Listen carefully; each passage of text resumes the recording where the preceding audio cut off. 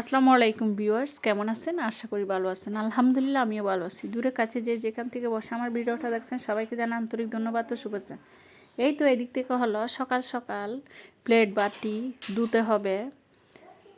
সর্বপ্রথম লাগে বিম, লিকুইড বিম। তো লিকুইড বিম ছিল না, সেটাই এনে রিফিল করে নিচ্ছি। তারপর হলো নাস্তার আয়োজন করব। তার ফাঁকে আমি হলো খাটটা গুছিয়ে নিচ্ছি, যেহেতু সকাল সকাল ওঠা হয়। এই ভিডিওটা ছিল ভাইয়া যখন এসেছিল আমার বাসায় তখনের ভিডিও শ্যুট ছিল।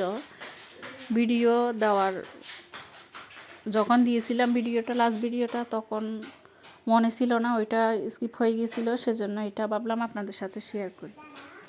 তার আগের দিন রাতে চাউল ভিজিয়ে রেখে এটা ব্লেন্ড করে রেখেছিলাম, নারকেল কেটে দিয়ে এখন পিঠা বানাবো।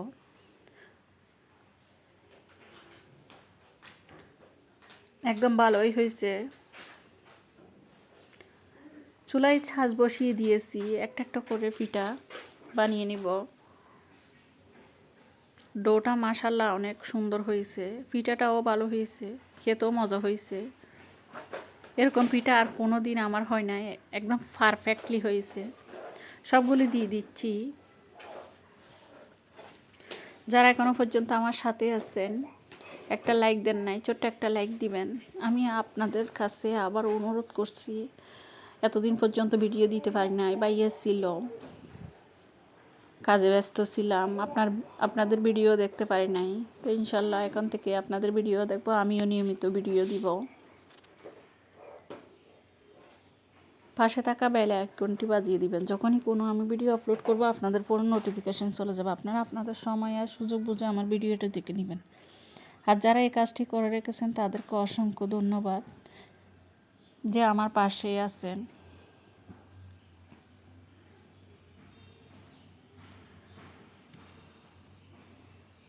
এই তো এক ছাঁচ হয়ে গিয়েছে, আরেক ছাঁচ দিয়ে দিব পিঠা। এগুলো কিন্তু রসে দিব। সবগুলো বানানো শেষ, আরও কিছু আছে বানানোর, এগুলো হলো আমি রসের মধ্যে দিয়ে দিব। রসে দিয়ে চিতই পিঠা বেশি ভালো লাগে আমার, সেটা আমি বেশি করি শীতের দিনে আর কি। এটা ছিল জানুয়ারির 28 তারিখের ভিডিও শ্যুট। সেদিক থেকে হলো আমার সবগুলো বানানো শেষ, যেগুলো বাকি ছিল সেগুলো শুদ্ধ একদম নরম তুলতুলে হয়েছে। এখন যদি এগুলো রসে দিই একদম ফুলে ডাবল হয়ে যাবে। তো চুলায় রসগুলো গরম করে নিয়েছি, তারপর দুধও গরম করে একসাথে করে নিয়ে নিয়েছি। ঠান্ডা হয়ে আসছে, এখন সবগুলো দিয়ে দিব পিঠা। দিয়ে 2-3 ঘন্টা রেখে দিব, যাতে পিঠা রসগুলো টেনে নেয়। 2-3 ঘন্টা পরেই তো আমি একটা প্লেটে নিয়ে নিলাম।